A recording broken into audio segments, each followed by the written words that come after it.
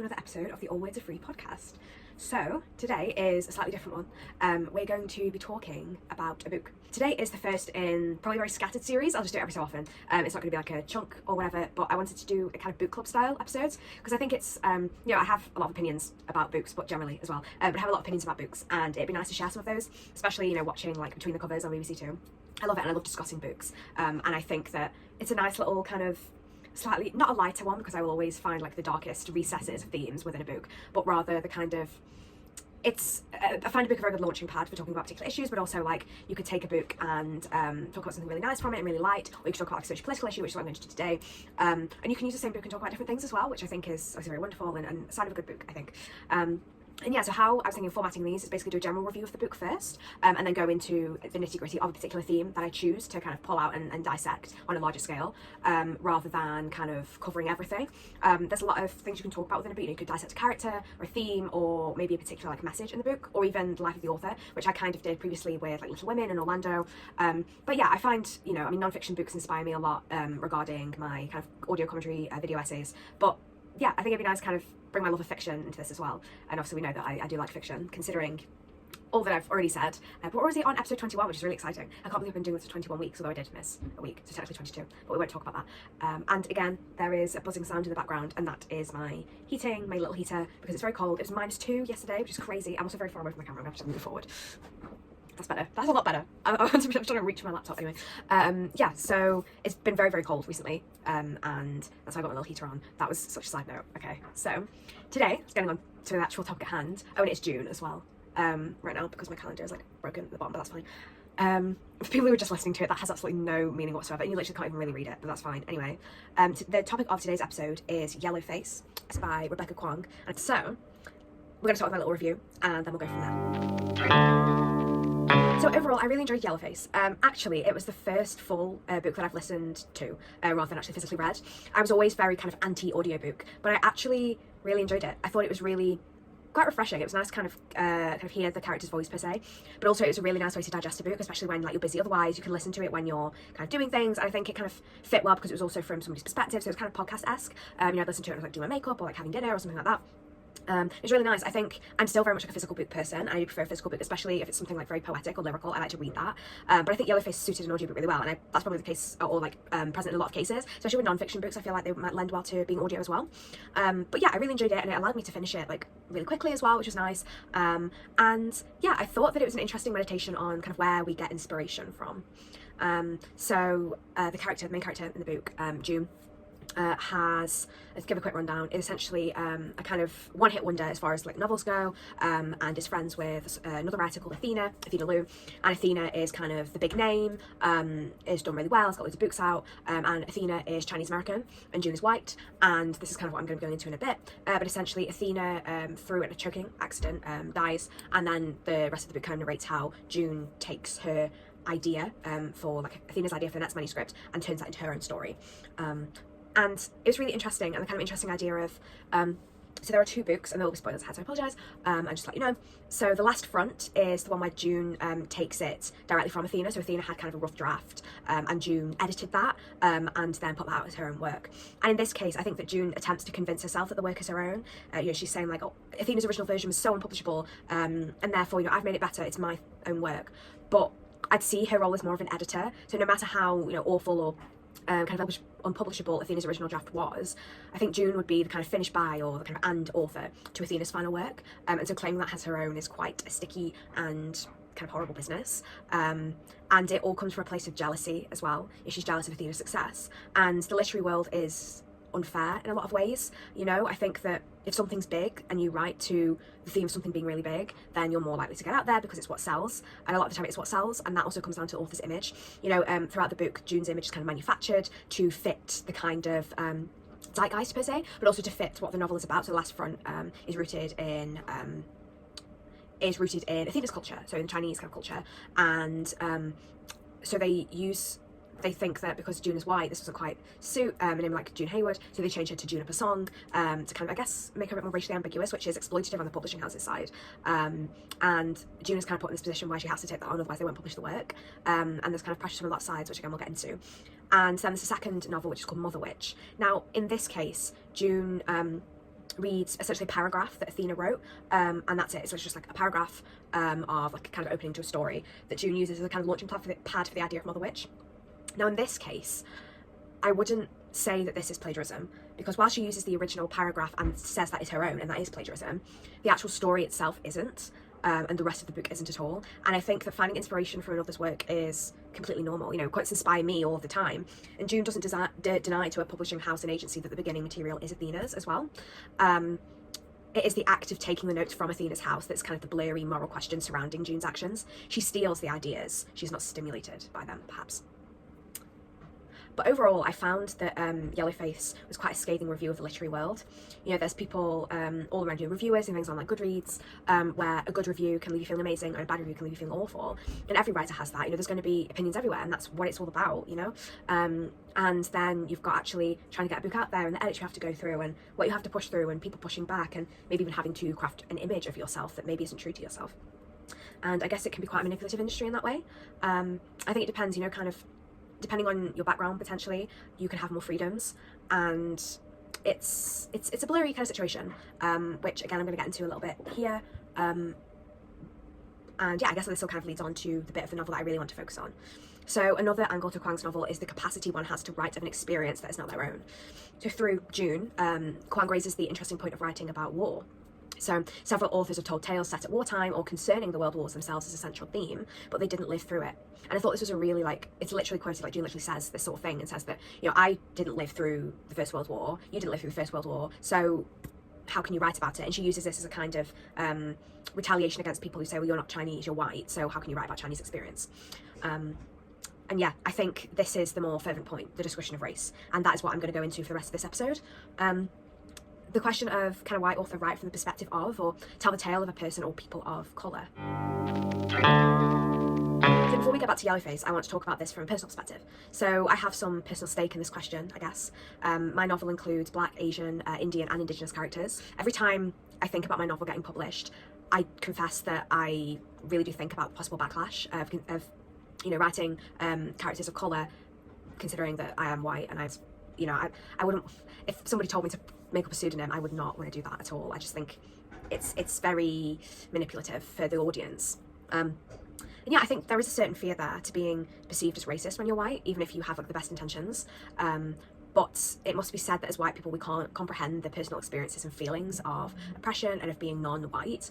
It is in the same way as a man cannot fully understand the experience of being a woman in this world. This is kind of how I rationalise it. That, you know, me, say, for example, writing a black character, and if I was to not talk to anyone with, you know, a particular background and kind of engage with people and get their opinions on, you know, what I want to say and what I want to do with my writing, with my characters and what they think of the particular character, that is just the same as, for example, if I switch it the other way and a male author writes something where there's a female character, but if they do not talk to women, they can't understand what it's like to be socialised as female, to have lived in a female body in a society that is you know, wrapped with misogyny. And I think that, you know, things like microaggressions, I think that as a white person you can't fully comprehend that, but you can learn, and I think that's the most important thing, and that's kind of what I like to do and what I've strived to do with my writing. I find it incredibly important to hear the voices and represent all people in literature, and that in its origin was my aim for Suitable Company, my novel. But again, perhaps it is not for me to say. There are two arguments here. That I'm stealing the words of people of colour by having non-white characters in my work, continuing a legacy of white portraying black, so let's say, or white people writing from the point of view of people of colour, and maybe misrepresenting that. Or that I'm giving people of colour a platform or a way in which they can see themselves in all kinds of work, because as a white author, I have privilege in the way that, you know, statistically I'm more likely to be taken on by a publishing house or get published, especially in the mystery novel kind of genre, which I will come on to, and it's so wrong. And yeah, I suppose by picking people of colour out like this, right, you zoom in on their skin tone rather than their character and then their fully rounded kind of personality and all of these different things. And yeah, I can't help thinking that it's really tricky, because I think that I want to have consideration for all of my different characters, all different experiences, and speak to people. And, you know, I'm someone who loves a discussion, and this is where my readers come in. I think that, you know, not even necessarily people of colour, but from any demographic, you know, disabled people or LGBTQ plus people as well. These are not my personal experience, and therefore I cannot think that I can accurately portray it without speaking to people about it. And so, in a sense, you have to have some particular consideration in order to be sensitive. You know, you're always going to get a certain form of backlash, but you can make the effort to comprehend, understand and listen to true real life experiences before you put pen to paper. In order to write a story involving characters from all backgrounds, and some of which do not correspond to my own, it's necessary to ask those around me for opinions and insight. I cannot accurately portray the upper classes, for example, which is a key part of my novel, just from my perception of it on TV. And in the same way, I cannot understand what it is like to be a person of colour unless I speak to people. And this is why I want as many people as possible to see the drafts of my novel and all the different versions of my novel. Not to push my own voice out there, but to give everyone a little say in how they're represented. I don't want my characters' storylines to be all about race. I want them to be fully rounded and impacted, but not defined by how they look. Now on the representation versus appropriation question, as writers we must be careful to not fall into stereotypical portrayals. Modern times are better at giving us a rounded view of different demographics, but there are typical images that are still pushed and celebrated. Perhaps it is this that allows people onto screen or into show business that acting a certain way gets an audience's attention. So an example I can think of is that the popularity of RuPaul's Drag Race, and that if a man comes out as gay and he acts in that very kind of camp way, kind of per se, then it's kind of, you feel like you have to act that way in order to be accepted by wider society, because that is kind of the popular view of a gay man. And it's just, it feels like it's forcing people into a particular box based on how they identify. And this isn't to demean those who fulfill these characteristics, of course not. I mean, you know, people can be one particular way and be another particular way and be completely varied, and people are a collection of characteristics, not just a single image. I'd be a hypocrite to demean people who do fulfill characteristics, because I also fulfill many characteristics that are kind of stereotypical of a woman. But it is important to recognise that people are multifaceted and multicultural. And also, of course, there are particular things like heritage and culture. And just because, you know, somebody is fulfilling a stereotype, just because they're embracing their heritage, things like vernacular, the vernacular of Black British English. You know, Black people shouldn't have to then. It's all very paradoxical. It's like, if you embrace that, then you're being stereotypical and reinforcing a stereotype, but then you want to embrace your heritage and your culture, and it's a really difficult balance. Now, I can't obviously talk about it from that perspective. If I talk from my own perspective for my podcast, I think that, you know, like I said, I fulfill a lot of kind of stereotypical feminine things, but then, you know, say I'm reinforcing the kind of female stereotype, wearing makeup, for example, but then if I don't act in this way, then I feel there's a kind of barrier between being accepted, because I'm viewed and socialised as a woman, and therefore in not doing feminine things, I am perhaps abrupting the stereotype, but then I'm not being embraced. You know, if you, especially with stage and screen, if you want to be, or media in general, if you want to get big in the media, there is a certain element of having to fit into a stereotype. There is an element of being told to be a certain way by PR teams or by publishers or by anyone, of having to act in a certain way because that is what society values, and that's the only way to become big. I hope that makes sense. I feel like that was very convoluted, but I hope that makes sense. But going back to my novel, so one of my primary characters, Ronald Morris, is black. And when I had the initial ideas for the novel, I knew that I wanted to have characters of colour, but I also didn't want to have a token person of colour either. And to begin with, I worried about the way I could portray my characters of colour. At the start, and actually when I look back, I could see how I was fumbling about the point and trying too hard to show that Ronald was black. And I did strip this back massively. I think, you know, Ronald is black, yes, but he is also a journalist, he is a friend, he is a linchpin for the entire unfolding of the mystery. It was important to me to give him a voice outside of his race as well as inside of it. I want my writing to say something, you know, a socio-political point, and there is a thread of racial discrimination and ambiguity throughout the novel. Another one of my characters, Broderick Almaraz, is American, but also of Indigenous heritage, and it's in their interactions that I aim to speak on the treatment of minorities in the 1920s, in 1920s Northern England. Broderick is continually depicted in white, a la Jay Gatsby, and it is his yearning for whiteness, this proximity that gives him influence, that I aim to speak a little on, and I aim to speak a little on a subject that means something to me. I don't have personal experience of what it is like to be a person of colour, but I do have a passion for inclusivity. As my novel drafts have rolled over, I've spoken with several peers to kind of gauge the correct language to use when directly and indirectly considering the character's race. These men are not all good or all bad, but layered, as I hope all of my characters are. And on a side note, I find it interesting how I don't really feel many qualms for the discussion of the upper classes, which is another demographic I am not experienced in. When I discuss the issues of women in society and the lives of the working class in the town, I don't feel the same concern as I do for my characters of colour or other political discussions, because I have experience of these things, and this extends to discussions of mental health. I don't fear repercussions, even if realistically I should expect them. It comes down to the fact that when hitting up, per se, as the example of the upper classes, it doesn't feel like you're coming from a place of privilege, and therefore your sympathy kind of dwindles slightly. I am considered in all of my writing, ensuring that I do not demonise any aspects of culture, but I kind of just thought this was a worthy little mention, and quite an interesting point. A lot of the time it seems to only be writers of colour who write about people of colour. Does this narrow the field of readers, or does this more accurately represent the perspective? People mention the opposing point, and indeed it is mentioned in Yellowface, coming back to the point, that black people write about white people all the time, but it's not so simple. White characters are the canon. White characters sell. There's also the question of how these white people are portrayed. So people cite fiction on slavery or orienting around slave times and say how awfully black writers portray white people. But this is a complete sweeping statement, and to be frank, warranted. You know, if slavers were all like happy clappy and portrayed as lovely people in books, in fiction, it would be a gross miscarriage of how the system brutalised the lives of people of colour. In Kindred, for example, Octavia Butler cleverly paints the character of Rufus, who's the white son of a slaver, who the protagonist, Dana, discovers is her ancestor. And Rufus is quite an ambiguous character. He's not all good, he's not all bad, he's frustrating as a boy and sometimes awful as a man, but he is a multi-layered character. And I find it really interesting how Octavia Butler kind of meditates on this idea and Dana's own thoughts of kind of trying to reconcile the man before her, who she literally has to save, otherwise she would die, or she would never exist. And she has to save him, but the awful things he does and how it intersects with her race. It's also interesting to see the development of Dana's partner, Kevin, who is a white man. After spending 5 years stuck in the past, he is disconnected with the modern world. And while his socio-political views don't change directly, they are tinted. And this book cleverly shines a light on the impact of one's culture on their views and beliefs, with all of the characters feeling rich and rounded. The brutal treatment of Dana in the past also highlights the lasting legacy of the slave trade and lasting discrimination against people of colour. She's left with literal scars, a memory of what actually happened to her, but also an echo of the transcendence of such abominable acts in the consciousness of those it affects and affected.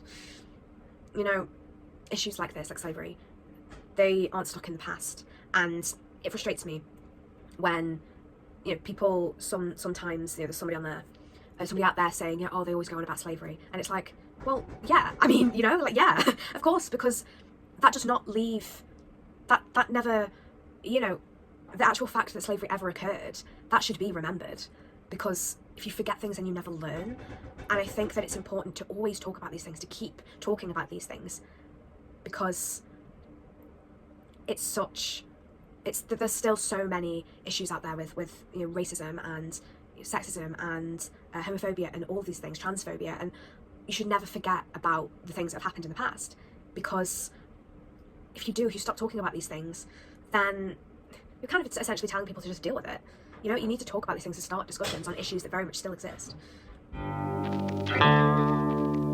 So now I just wanted to take a little note on historical representations of people of colour in TV, film, and also in novels.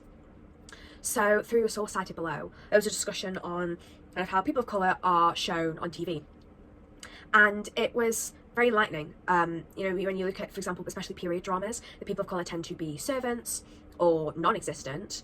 This is a misrepresentation of history. As the author goes on of this particular piece, you know, people of colour have been in Britain and across Europe for thousands of years. They didn't arrive with slavery, and they didn't arrive with the Windrush. And, you know, that's just considering black people. There are people of colour of all different races, of course. And to quote, TV dramas and movies may have us believe the Roman centurions were all white guys, or white dudes they say, but anyway. But the reality is many were born in Africa and were black. The most famous recorded black Romans in the UK were those at Hadrian's Wall. Black Romans were not just foot soldiers either, they were rulers. Lucius Septimus Basileus, I hope I pronounced that right, commonly known as Caracalla, was a black Roman emperor who ruled from 211 to 217. To continue, in his book Black and British, A Forgotten History, historian David Alisoga shows that not only black Britons fought at Trafalgar and in the trenches of the First World War, but that black history is interwoven into the culture and economic history of this island dating back centuries. In her own book, Black Tudors, The Untold Story, author Miranda Kaufman traces a history of Africans living free in and around the courts of famous icons like Henry VIII. And to continue, you know, people of colour were and have been forgotten from, and in fact, let's be honest, erased from our tales, from our education systems. You know, in primary school, you're taught about King Arthur and his round table and his knights, and you're shown these images. They're all white knights, but that wasn't true. There were 3 knights of colour around Arthur's round table, including Sir Morian, who was black. And I did not know this until I watched an episode of Sorry I Didn't Know, which is essentially a panel show that shines a light on black history. And it is incredible. I love it. Each episode is 20 minutes. It's funny, it's educational, and honestly, I think it's amazing. It has a really strong message behind it, and honestly just making people realise the brilliant things that black people have done over time, and actually putting that out there instead of having it shoved down in the history books and all shushed up. You know, I do not remember in primary school learning about any people of colour at all, except from being taught about slavery and kind of the civil rights movement. So we did like Rosa Parks, Martin Luther King, who are incredible people on their own. But besides from the focus being on race, which is obviously very important in that context because it's the civil rights movement, but you're not told anything else about black history, and I think that's such a loss, particularly for the black people within the classroom, the black children, because they're not even being shown their own history. And it's important for everybody to learn about these things, for everybody to know about all these wonderful things that black people have done. Because if I didn't seek it out, if I didn't watch Sorry I Didn't Know, I wouldn't know about Sir Maurian. I wouldn't be sharing about Sir Maurian now. I wouldn't know the amazing things that black people have done for science, for literature, you know? It's awful. It's truly awful that the education system, at least when I was saying that, wasn't that long ago, that it's still so biased toward white history, English history. Okay, so in this final section, I wanted to talk about people of colour, particularly in mystery fiction, which is the genre that I'm writing in. And I wanted to look at this from both an author perspective and a character perspective. So mystery fiction has classically lacked diversity, like massively. And through Interview with 6 Writers, David Corbett, in one of the references below, considers both of these points, taking in a lot of perspectives within the writing community. So this, so all the responses that I'm going to be discussing today are through the words of Gardner, Garrett, Hayward, Hall, Hirohara, and Phillips, whose work can all be looked at through the link below as well, but they're all authors of colour speaking on these particular topics.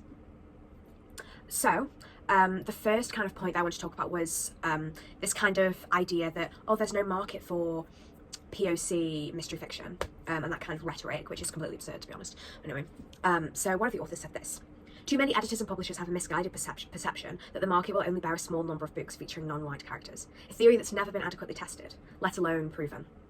It's completely ridiculous. I think, especially, you know, somebody who reads mystery fiction, you pick up a book, you read the blurb, and you go for it based on, this sounds interesting. This sounds like it'd be a good crime book. This sounds like it has a lot of twists and a good plot. You don't pick it up thinking, or at least I would hope that you don't pick it up, and if you see that when you're one of the main characters is a character of colour, or you happen to know, then you would avoid it. That is a horrible idea to me.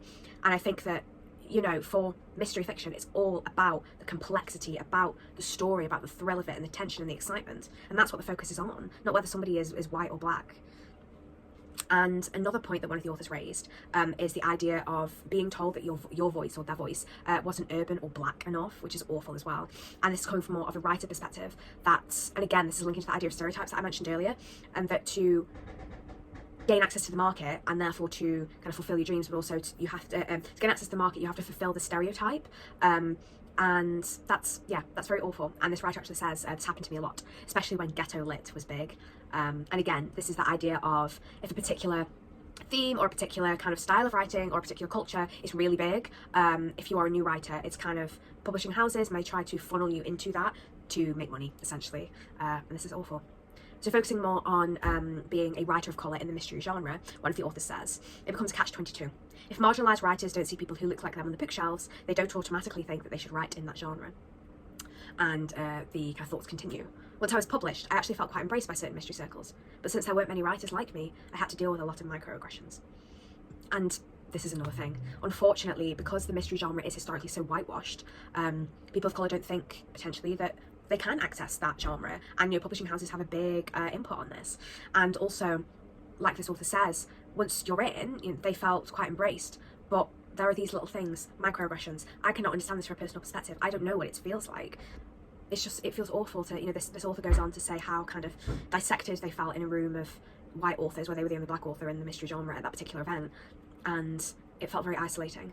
And I just hope that, you know, at least with time or with some consideration, the mystery genre can be opened up, because there's so much that you can do with a good mystery, so much you can do with crime fiction, and it feels silly to limit that. And going back to kind of the yellowface idea, and also when I was talking about my own novel, so Corbett also asks the author panel about what they think about white authors writing characters of colour. I get this question a lot, one of the writers says. I always tell people to write your truth. If you have a book and you truly feel like your character needs to be black or queer, etc., then write it. But if you're going to be brave enough to write outside your own experience, then you need to be brave enough for people in that group get upset. Seek out beta readers from the group to make sure you're doing an authentic portrayal. Take their feedback to heart. You'll still get things wrong, that's okay. But be open when you're told that. Don't get defensive. Listen. And that kind of sums it up in a nutshell. It's, as I've said before, and I will continue to say, it's so important to have conversations. It's the only way you're going to learn. It's the only way you're going to get anywhere. It's the only way that we're going to get anywhere as a society. Write what you feel like you need to write.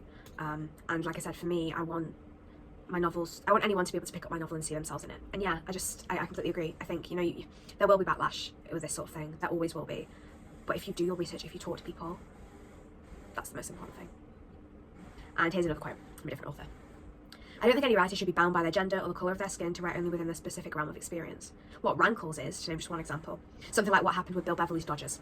Beverly received great critical acclaim and significant marketing support from Broadway, his publisher, for this terrific book about a black Los Angeles gangbanger making a cross-country road trip to commit a murder for hire. But is he the first published author to tell such a story in so compelling a manner? Would reviewers have been as impressed with Beverly's book were he black? Would Broadway have bought it and invested as many dollars in its promotion? History suggests not. And in another source, they also talk about people kind of writing outside their race, and there's a few really interesting points. So the writer says, are we forcing marginalised writers to stick to representing their own identity if we say that no one else can? And I think it is not the same at all, because one, white people inherently have privilege there in that particular kind of dynamic, but I appreciate the point, and I think that things can go both ways to a certain extent, and it's just an interesting point to meditate on, and I think it's good to have conversations about these things. I'm recording on my own right now, talking to a phone, and I think that it's perhaps difficult to go into the full depth of these things without somebody to talk to, and I think that I really want to talk about this when we talk about Yellowface, because I'm very passionate about inclusivity and equality and people's human rights, but I think to really go into depth with this sort of thing, it'd be good to have a little panel of people, which I may do in the future, and I think these book club style episodes would actually be really nice with a little panel of people, so I think I'll think about that in the future. But to just finish off and continue on this particular piece that is also linked below, the author says, for some non-black authors, it seems to be an answer to criticisms about books not being diverse enough, and for some, there's a genuine desire to represent their world truthfully.